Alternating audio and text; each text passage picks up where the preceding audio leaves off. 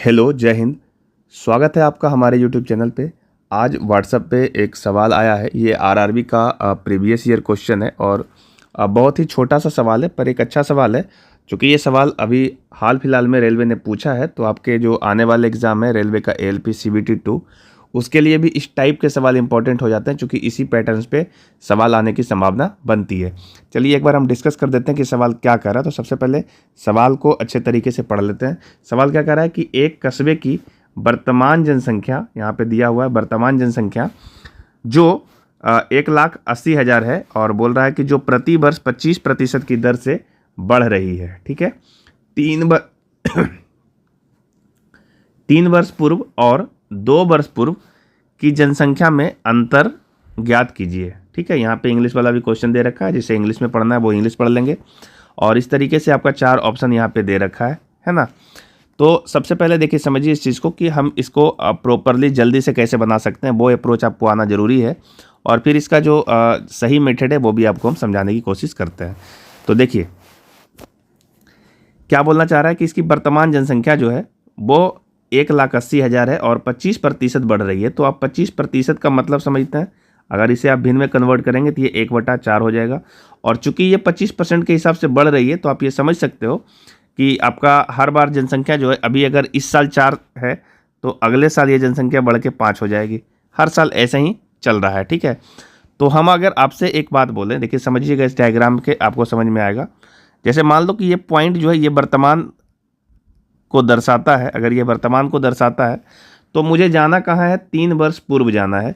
तो यहाँ से देखिए 3 वर्ष पूर्व कैसे जाएंगे, देखिए 1 साल पीछे आ गए, फिर दूसरा साल पीछे आ गए, और फिर तीसरा साल पीछे आ गए। इसका मतलब ये कि यहाँ पर की जो जनसंख्या है, और फिर 2 वर्ष पूर्व, तो 2 वर्ष पूर्व यहाँ से आ जाइए, 1 वर्ष पूर्व हो गया और ये 2 वर्ष पूर्व हो गया। तो यहाँ पर की जो जनसंख्या है, इस दोनों जनसंख्या का आपसे अंतर पूछा है कि यहाँ पे जो दोनों जनसंख्या का अंतर होगा वो क्या होगा। ठीक है, अब इसको अप्रोच कैसे लेना है, तो देखिए जनसंख्या 4 से 5 हो रही है। इसका मतलब ये है कि यहाँ से जनसंख्या से हम लेकर के चले तो हर साल 4 से 5 हो रही है। तो हम वर्तमान में अगर यहाँ से आएंगे तो 3 बार आना पड़ेगा। देखिए यहाँ से आपको 1, 2 और 3, वर्तमान में 3 बार आना पड़ा, नहीं 3 साल चलना पड़ा। तो 3 साल के लिए हम क्या करेंगे कि इस 4 से 5 ये पहले साल के लिए हो गया, 4 से 5 ये दूसरे साल के लिए हो गया, और 4 से 5 ये तीसरे साल के लिए हो गया। ऐसा करेंगे और इसके बाद इसको मल्टीप्लाई कर लेंगे तो इधर से 4 का क्यूब आएगा जो कि 64 हो जाएगा, और इधर से हम अगर करेंगे तो 5 का क्यूब करेंगे तो 125 हो जाएगा। ठीक है, इसका मतलब ये जो जनसंख्या 64 आया है, वो 64 जो है यहाँ पर की जनसंख्या के बारे में बताया है।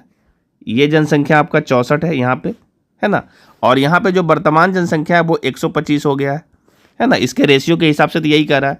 अब हमसे अंतर पूछा है, तो देखिए यहाँ से यहाँ तक की जो जनसंख्या आ रही होगी, यानी 3 साल पूर्व से जब 2 साल पूर्व पे हम आएंगे यहाँ पे, तो ये 64 का 25% ही तो बढ़ा होगा, क्योंकि हर साल जो है 25% ही तो बढ़ रहा है।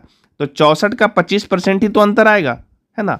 तो 64 का अगर हम 25% निकालें, 64 का अगर हम 25% निकालेंगे तो यही जनसंख्या 64 का 25% यहाँ से बढ़ जाएगी, और बढ़ करके यहाँ पे आपका दूसरा साल का ये वाला जनसंख्या बता देगा, है ना। तो हम 64 का 25% जब निकालेंगे तो ये वैल्यू आएगा 64 मल्टीप्लाई 1/4, अर्थात ये आएगा 16 के रेंज में। ठीक है, तो आपका जो आंसर होना चाहिए वो आपका 16 से डिविजिबल होना चाहिए, 16 से कटना चाहिए। ठीक है, अगर हम जल्दी से इसको टिक करना चाहें तो यही सोच के मारेंगे कि आपके जो जनसंख्या होना चाहिए, यानी अंतर जो आना चाहिए, ये आपको अंतर ही बता रहा है। ये जो वैल्यू आ रहा है 16, ये आपका अंतर ही बता रहा है। तो ये अंतर 16 से कटना चाहिए।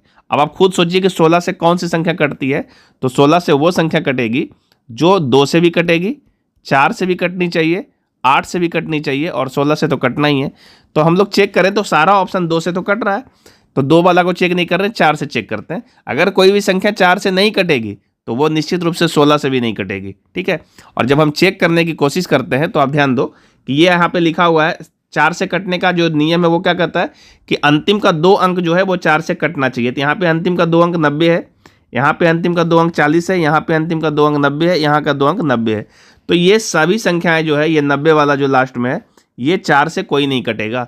तो आपका एक ही संख्या मिल रहा है, ये वाला 23,040 जो 4 से कट रहा है। तो यही संख्या 16 से भी कटता होगा।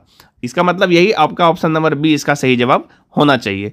तो आप इस तरीके से बिना सोचे भी जल्दी से आंसर मार सकते थे। लेकिन चलिए प्रॉपर आपको रूल बता दें कि इसके लिए आप आगे क्या कर सकते हैं। देखिए अंतर आपका 16 आ रहा है, ठीक है, और वर्तमान जनसंख्या कितना आ रहा है, तो 125 125 आ रहा है। अब देखिए क्या है कि 125 जो हमारा वर्तमान जनसंख्या है और उसके लिए इसका सही वैल्यू दिया हुआ है 1,80,000। तो हम बोल सकते हैं कि जिसको हम 125 कह रहे हैं उसका सही मान कितना है, तो 1,80,000।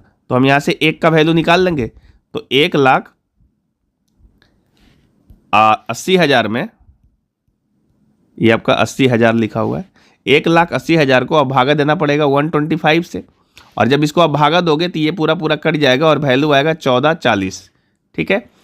और आपको अंतर लाना है, तो अंतर आपका कितना है 16, तो हम इस 16 का मतलब निकालेंगे, तो 1440 को मल्टीप्लाई करना पड़ेगा 16 से, और जब इसको आप गुना करोगे तो यही वैल्यू आपको देगा 23040, ठीक है, यही आपका अंतर देगा, ठीक है। 3 साल पूर्व और 2 साल पूर्व का जो जनसंख्या का अंतर होगा वो यही होगा, यही आपका ऑप्शन में भी होगा, आपका ऑप्शन नंबर बी ही इसका सही जवाब है, ठीक है।